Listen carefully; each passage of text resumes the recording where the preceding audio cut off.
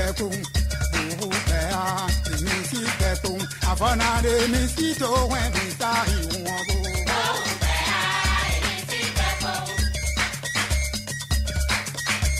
afona de mi si to wen mi sa iwon bo bubu bea mi si bekun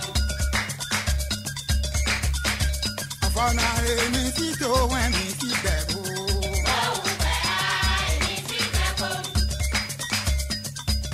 Ene meche gbavi nous pon kwento melegbe TV. Egbidion me wa Savalu. Boro mina bando pere. Lo mehoto. Tada Savalu ton solo. O miro egbidion mina wa konton. Ona kon yekan ene me. Bo TV fo inu duwe mina no poka e. Bona pon.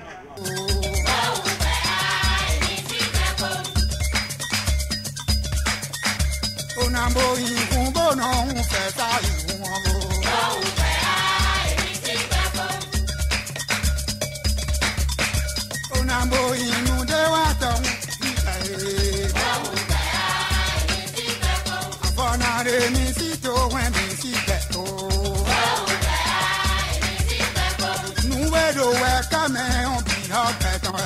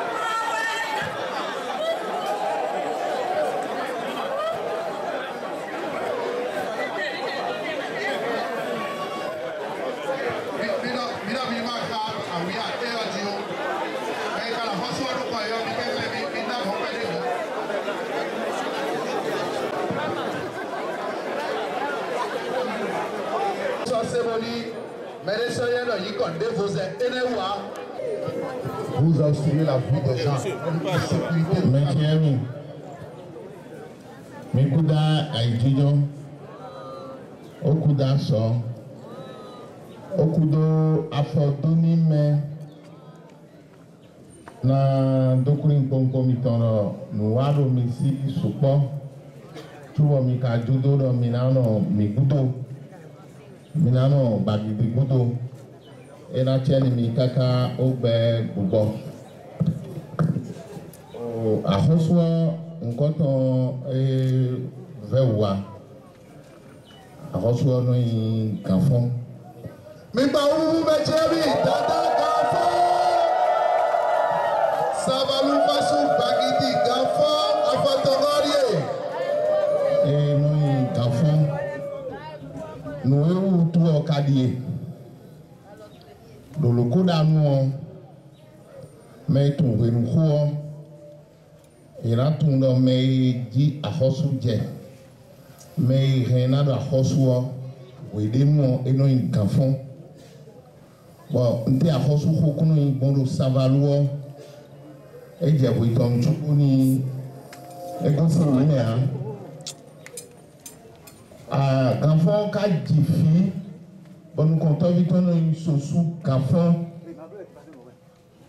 bon sosu kafon di Florentin kafon bon Florentin kafon amoyon de no savalu fi beno iso bosi alisen so bakonton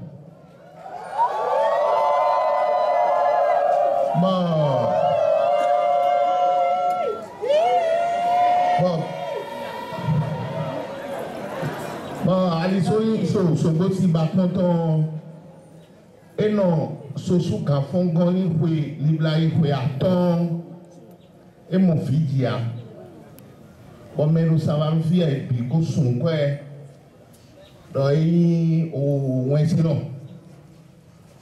bo famille décider na yen sin pegbe de kungo fijiwe o ati ko ton ko li okoton bo me koko e wenu mama chilo kuto me na yoni e ro pasi àwòrán fe fi we e wa ibo sonu o do e ka de sopo si o sin fo egbe be yan bo da gbo te lo do we do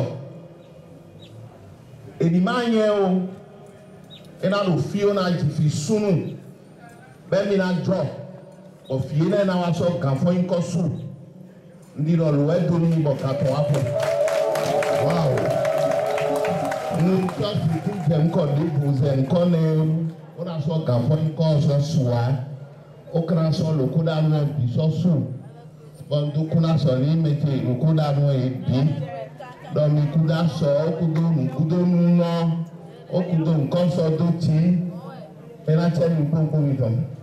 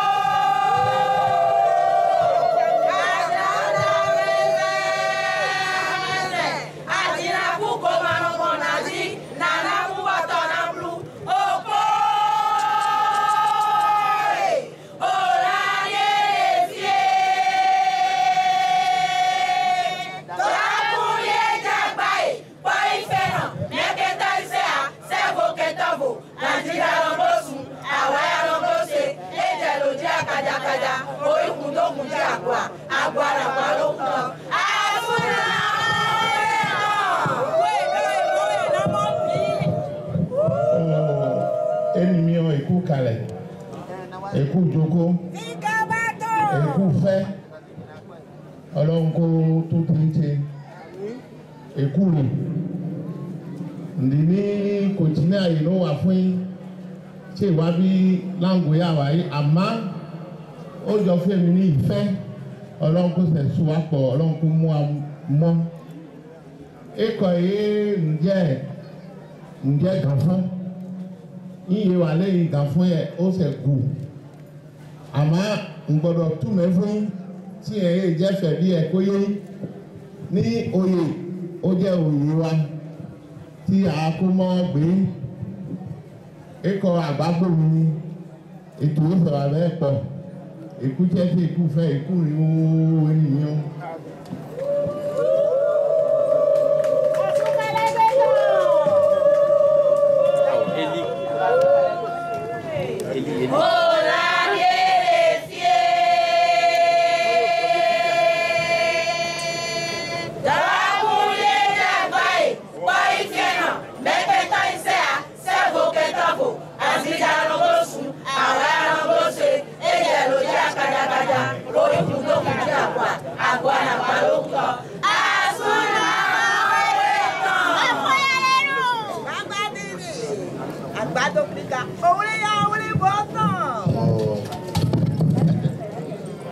Nanti symbol cio, oh, minamo fún ọ̀gá pàfi nkpódépa, ọ̀gá kókó nkpódépa, àtìdàpọ̀vi ló ń tatọ̀, lọ dàgbòtì gàfọ́n má sọ nọ̀fíà. O noviton gandigbe dada gandigbe wẹ wa nọ tẹtọrẹ ọdada gandigbe yọ nkọtọ sunsun mẹyọ erọ ganfọn gandigbe ọ gandigbe yọ hunalo wọn si luwe mẹ ọ ganwẹ lọ yi huwọn ewẹ zọn bọ misọrọ gapa nkpakpa agidakpoviọpa. Ọtímẹ́tàn káyìndọ̀ fífádé ọ̀jíjọ́ ọ̀yọ̀nádé ọ nùwérà jẹ́kútó ọ àwàjíjẹ ìrákònú ọ̀nàlúwẹ̀ ọ̀nàdàkọ́ nòwúráwé dọ̀ wèmítọ́nù ọ jìnnájọ ọ̀fífánádé gbèrò pọ́nádé ọ̀pìnàdò àwámẹ̀wé bírù.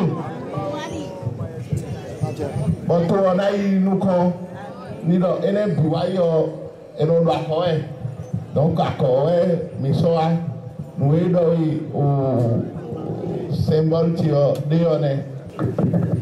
Ó kàn pé bí ọ̀nà dàda tí ẹ̀ yé ó kàn pé bí ọ̀nà tolúmà ó kàn pé bí ọ̀nà àkọ́sọ́ká ó kàn pé bí ọ̀nà òhàn mẹ́ ní dàda dáadáa ẹnu òhàn mẹ́ ẹ̀ bí tásínú ẹ̀kọ́ rẹ̀ kàn pé bí ọ̀nà ẹ̀ bí.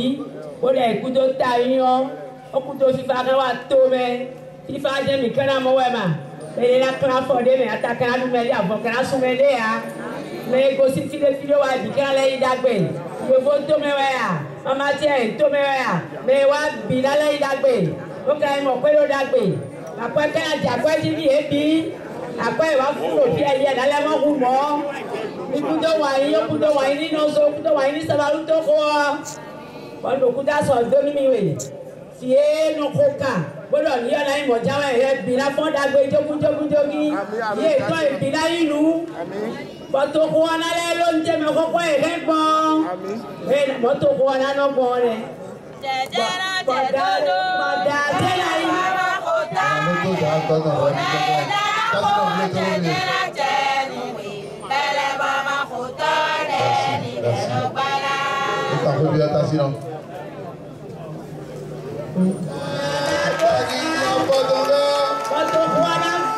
Era tellement facile. Facile en même temps, Aïdo non Teresi.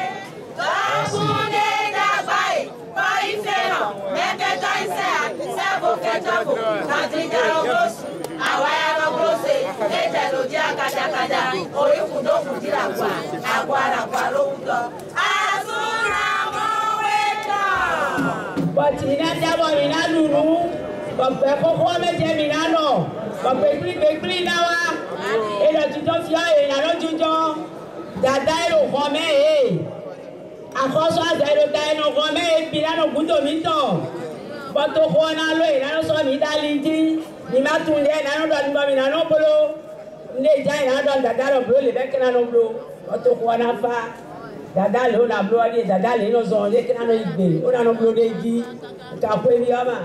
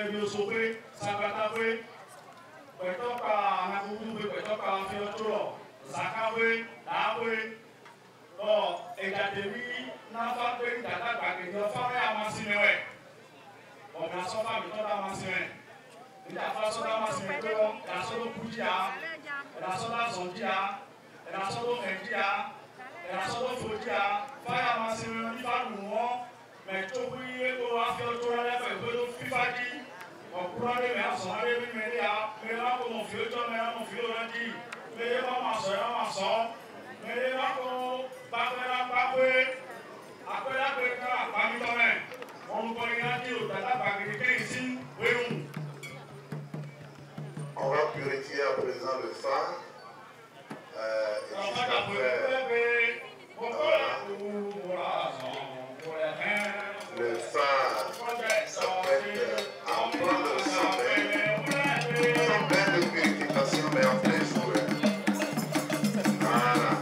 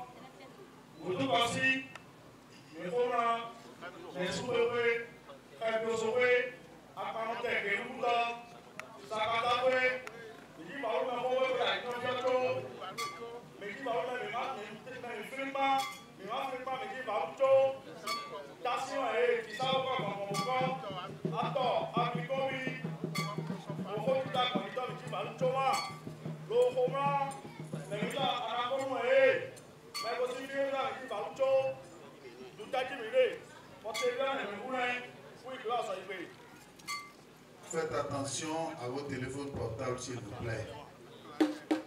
Et contrôlez bien vos sacs.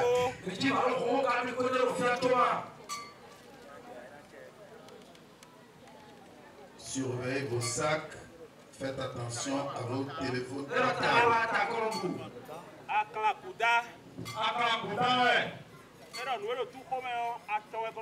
Ah, chaque micro de nous, c'est pour un gardien.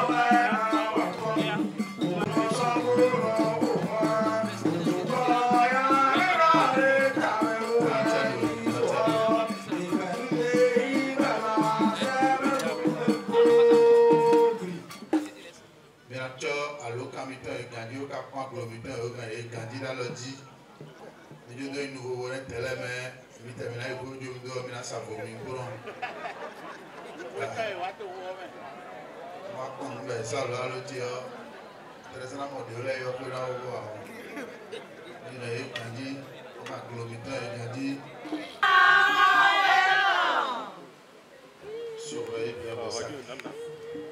Merci.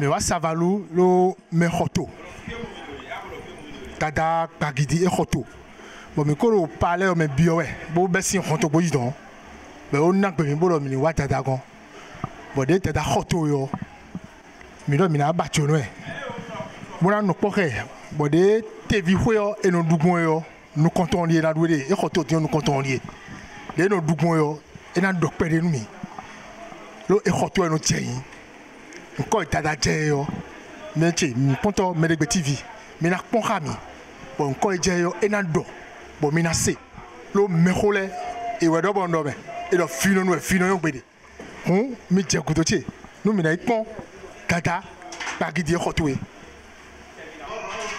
o me no do khodo tokuno nu mi na yi me da ko mi ton lo po bon e na do ko pere mi do tokuno sinu bon de e na so ko me do alopa e na no yo e na ti me pere mi tokuno sin ko e na ti me nu mi bon mi na se bon mi me télévision me de be si me no po mi le yo mi la na se khami bon na so nu yeme lo mi wa savalo bon zande di mi na ifo ko me na ko to nu mi o khoroni to te sin aso atote e asi tu men ko e no yo mi te do ye we no cheji no blo bodun si ese amisa boka in bokono pakanto e no yo mi no bokono ukon mi wa me gon igbe yo lo me xoto ni yo o nu konton lo TV pe yo e na duwe mo we me ka xoto yo me xoto o apate di to gani ne na ke to o e he ya tu bere mi na tun pere na cheni mi lo o khono pa me to ko khon po yan yo ndanwa me to yan je kono yin e nbo e ya don pere e ka don kaka ntalile kaka me kon je no no me na re to bo fifa na wa me ho ete ko de me sin mi te gbeto e we ma tun wa e we gan wa ho bo dada hoto bo asan tenedi gbla meton e ko ko do ba ho kaka be wa zen kedin o modo yesunde de be no foro plein do akhosun po bodun siwe e kasi ku wa pombe ko ibudu si mo asan de jena blo kho me bo ndende we na wani kaka ka ba san so gbe we mi blo ka ba san so gbe bo so e wa yo ero nu keton nu nzen koton ero blui so e wa yo voro sorti officiel nu koto eblo ne kanu igbon akhosu mi ton ni ekwe do kho kaka bo e fo yesunde do eno kwato vodu sile hun ko teme no wa bo yesunde de bo eno fo asan na wa pi sansan gbada be number no blue bo ene we no sa khosu meru mi te gon fi walo mi te ton sa walone e blo ne kaka eno ade ton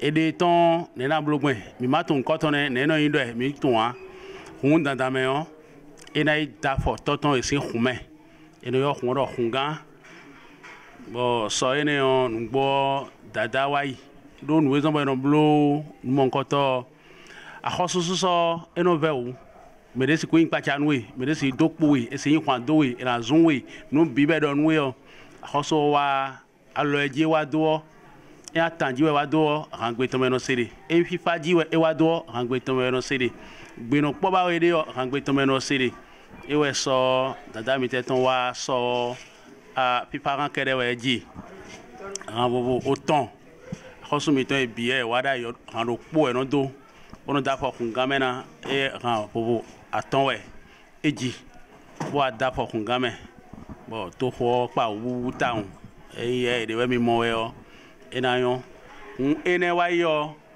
e da fo kun me o e no ajeyin be ka wa bo wa yin je gbe yo mi moro nu e ni me o e je nu e wa me o be kaka je economic kaka sin e wa na nko e de odo nko mi tono in dada kanfon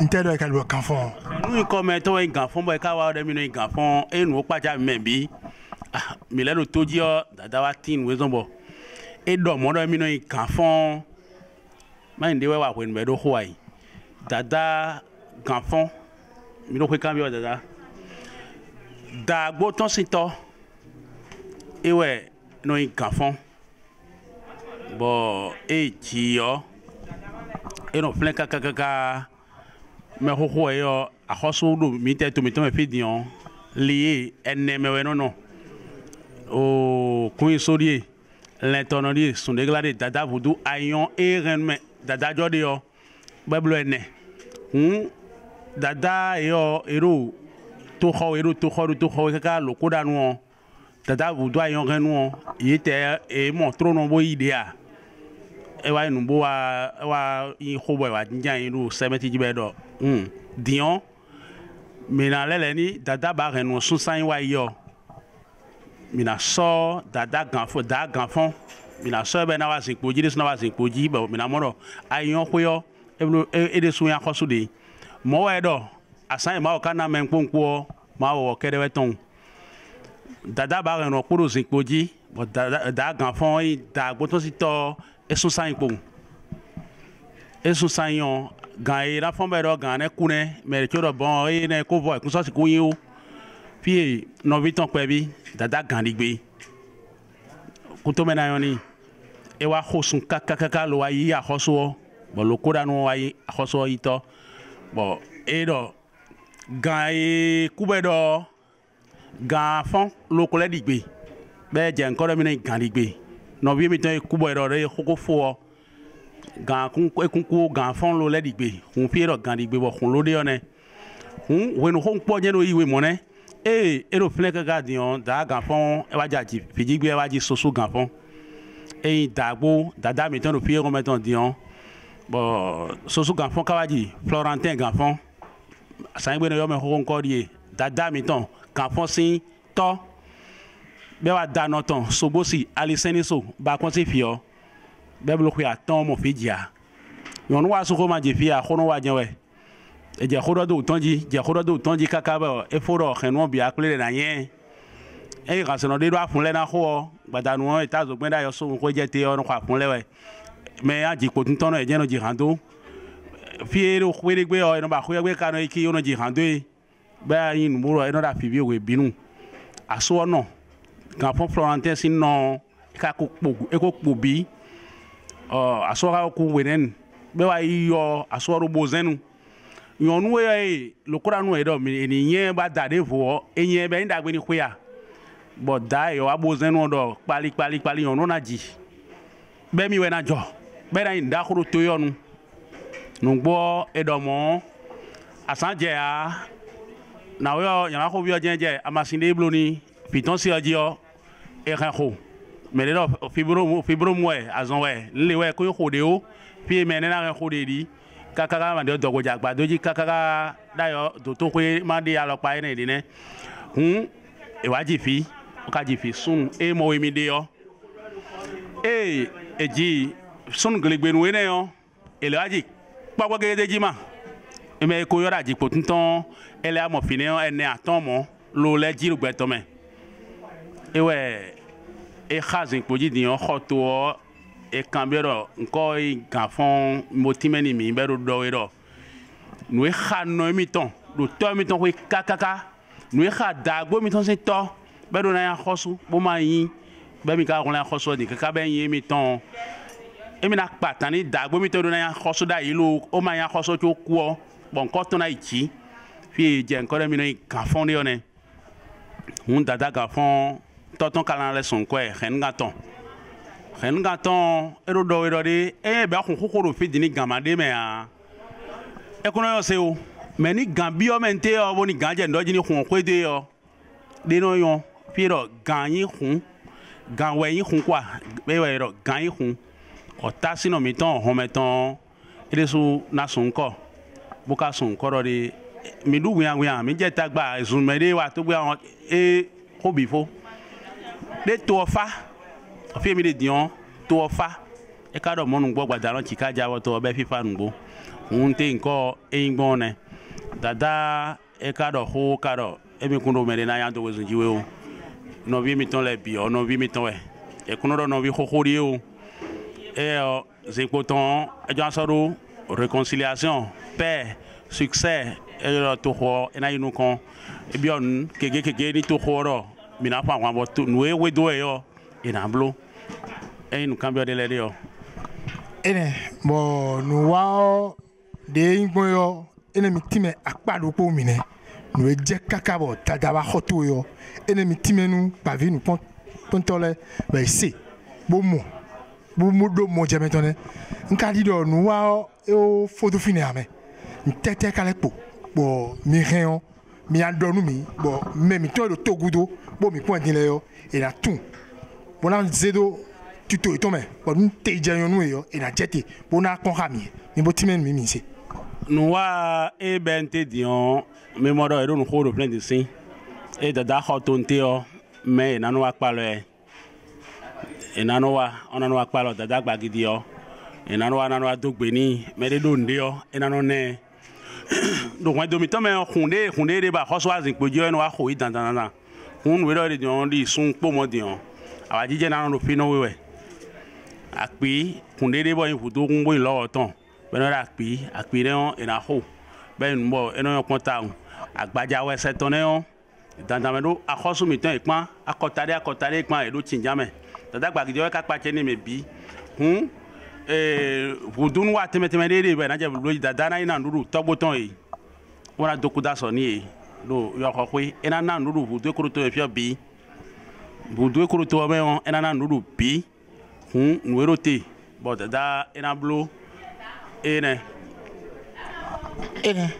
bon nous wa mi tono la voix de ma culture yo nous mi atime do fongbe me on ali yin point do mi ton yo ekoro ye bon mi koro savalo lo dada mi ton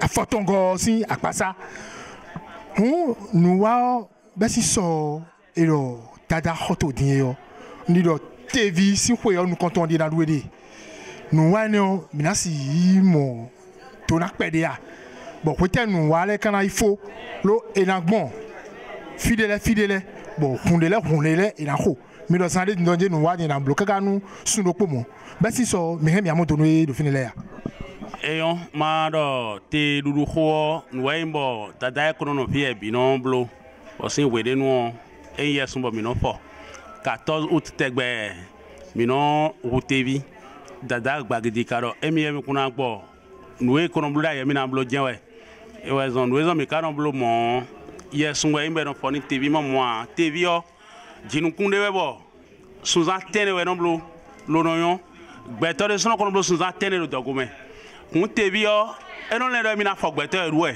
ni tv ton mi na moro kanjolo je vodo fiji azon teme bo me hoja azon dion ku jena ku e no inu moro supo ene we zon bo me ho mi ten do yesun bo yi no fo ni tv bo tv o ton yo tro e kono fo yesun de dai ma ino e ko me ton kere we amen da gbagidi o kono fo yesun de dai ni tv o bo hun bono e kono fo yesun de tv nu kono konto na ton ba me de mana mo kon gbedo da gbagidi no mo lo to mi te ton fi o e we no mo be kono fo yesun ne hwe e mai mo a mi na mo do de yo wora na mi hun bodo fi o no support am lo tv o gbeto we de so yin le mi no gbon je mo je tv so no gbon je ne bo e ka wa no le ro de emi ko si blo sun za tene ro dogo gbeto no pa che ni mi o hun no ju na ku gbeto ene we zon bo mi fo yesun e ko medin bo kono e bi hwi wa bo mi java lo tv o bo khode bo bi o fifa do san fo igbada we jo nu we no do lo bo kono e to me mi na se khule bia hun yesun mi blo ro plein din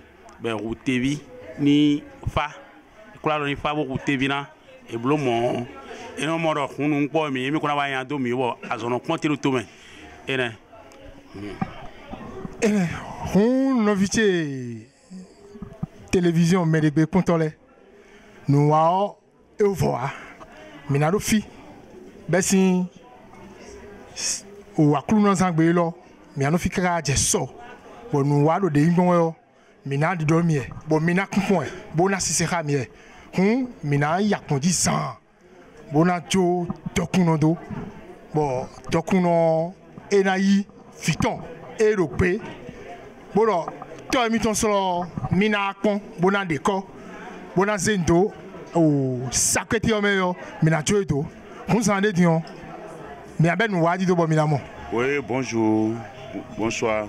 Oui, moi, on m'appelle Ganfon Toinou Zachary à l'état civil. Dada Foudou au palais. Dignitaire des cultes sanguito. Oui, hier, on a le vendredi, on a fait une sortie du roi. Et la première sortie du roi. Après la première sortie du roi, après 7 jours d'internat, et puis il est sorti. Et ceux qui ne le connaissent pas auront le temps de le connaître. Et il profite de cette occasion pour donner son nom. Son nom. Et cette fois-ci, personne dans le monde entier ne peut plus jamais l'appeler à l'état civil. On ne l'appelle pas le nom fort du roi, qui est Ganfon Tofa Ganhikun. Tout seul. C'est une longue histoire. Pour vraiment résumer un peu la chose, Ganfon, notre aïeux grand-père, un prince héritier. Et honnêtement parlant, la royauté n'est pas une mince affaire. Suite à des malcompréhensions, à une rivalité de succession, il a été empoisonné. Il a été empoisonné et son frère Gandigbe a continué la lutte et ça lui a marché. Et quand il est revenu, il a dit officiellement que son grand frère Ganfon qui est décédé, c'est le fer qui est décédé en quelque sorte, c'est le fer qui est réveillé maintenant et qui résonne. Et c'est comme ça, ainsi de suite, ainsi de suite. Cette fois-ci, c'est encore le tour de notre lieu où est sorti Gandigbe. Maintenant, le Ganfon, le roi Dada Ganfon est revenu et lui-même, comme c'est un combat qui datait longtemps et ses aïeux, son arrière-grand-père avait fait cette lutte et il est mort au fond, il est mort les armes en main. Lui, il est venu pour dire que le nom de son arrière-grand-père ne peut pas s'effacer de ce palais. Il est un prince et on doit le reconnaître. C'est pourquoi le nom fort est Ganfon. Ça veut dire que c'est en quelque sorte une réincarnation. Il le fait encore dans le palais, le grand Kole Fomboro, à Pogbo Mefi. Maintenant, Tofa, c'est la prêtresse qui lui a donné son nom pour dire qu'il va venir avec une grande bénédiction, que le royaume de Savalo serait comme, je ne sais comment l'expliquer, serait en paix dans sa main. Tout on a fada l'autre main. Et effectivement, juste après les cérémonies, il y a une forte pluie sur Savalo, incroyable, il y a des phénomènes naturels. Et après ça, son chef de collectivité qui a soulevé sa main ici où nous parlons, doit aussi lui donner un nom. Et il fait allusion encore à Ganfon, Gandigbe et tout ça là. C'est une chaîne, Loé Imbeto, c'est une chaîne. Il dit Ganwei, ça veut dire quoi? Avant que vous ne formez un réseau d'animation, Tchengoumé, Toba, Haye ou autre là, la première des choses, le premier instrument qui résonne, c'est le gong. Et c'est au rythme de ce gong que le tantam répond. Donc je crois que c'est la définition des trois mots. Au patron résumé, c'est la définition des trois mots. Trois noms. Justement, il y a encore deux grandes cérémonies où le roi serait, si c'est dans un camp militaire, aujourd'hui il est le général. Le général a une étoile, il lui faut encore des étoiles. Et après cette cérémonie, on ira on appelle la cérémonie Yota. Il y a Yota. Yota, pourquoi? Parce que le premier roi Soha, qui est venu fonder ici, qui a conquéri la terre, est parti rendre visite à un de ses enfants, prince, qu'il a laissé à Souzon Kame. Et quand il est parti là-bas, on dit chez nous, le roi ne meurt pas. Zakuro Rome. Et quand il est décédé là-bas, on l'a enterré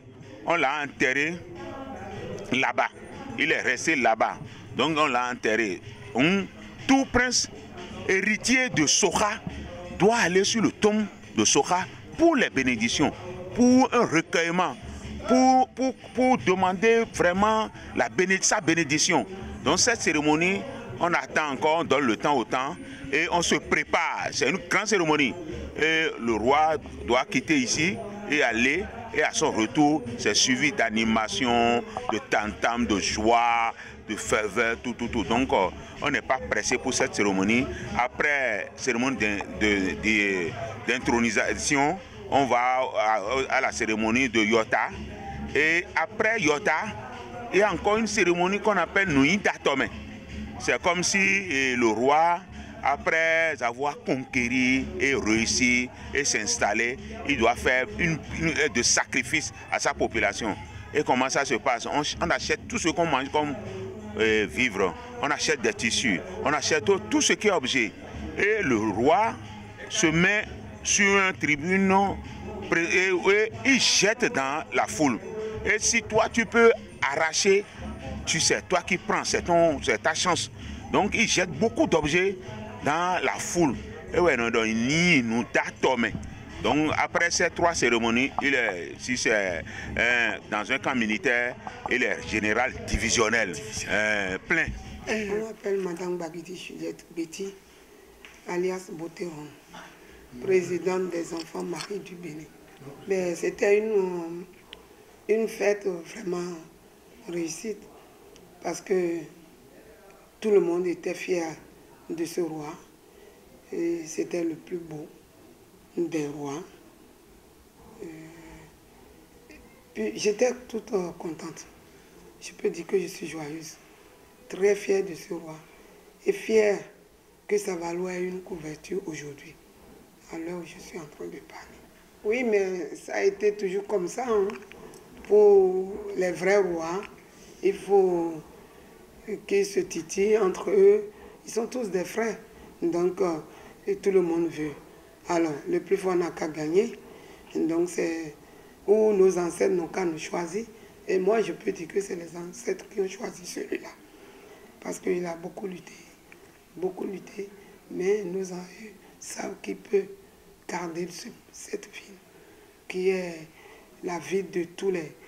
qui est la vie de Soka. Ce n'est pas sa force à lui. C'est la force de nos ancêtres, de nos aïeux, des précédents rois qui sont au-delà. C'est leur force. Le nom qu'il a donné, il s'est donné, c'est un nom qui est très fort, qui veut l'union de tous les Savalois et Savaloises et de tous les maris. C'est un nom très fort. Donc il doit avoir la pluie. Cette pluie n'est pas une pluie naturelle. C'est une pluie des ordres de notre Seigneur Tout-Puissant. D'abord, avant d'être une pluie des ordres de nos ancêtres. Voilà. Le nom du 15e roi, il s'appelle Kanfon Bagidi Tofa. Bagidi 15. Son nom, c'est le nom de famille qu'il porte, qui est Kanfon. Et son nom de royauté est aussi Kanfon Tofa Bagidi 15. Donc, c'est un fils digne de ce nom qui peut arriver à réunir tous les Savalois à s'entendre et tous les maris à s'entendre. Moi, je peux que dire, leur dire de venir tous dans leur ville Savalou, qui a plus de peur, qui a plus de panique, et que nos ancêtres, nos aïeux, nous ont donné un roi qui est capable de gérer ses frères et sœurs, capable de gérer ses fils, capable de gérer tout le mari. C'est un roi d'union. C'est le moment de venir à l'aide à leur ville Savalou si vraiment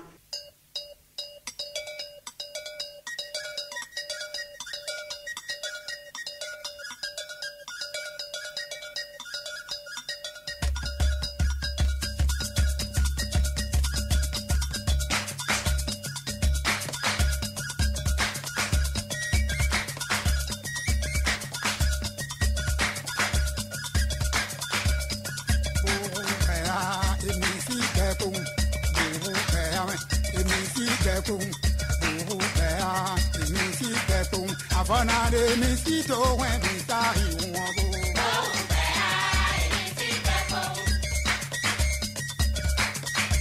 àfọ̀nàdé mi sì tó wẹ̀ mi sá ìwọ̀n bò.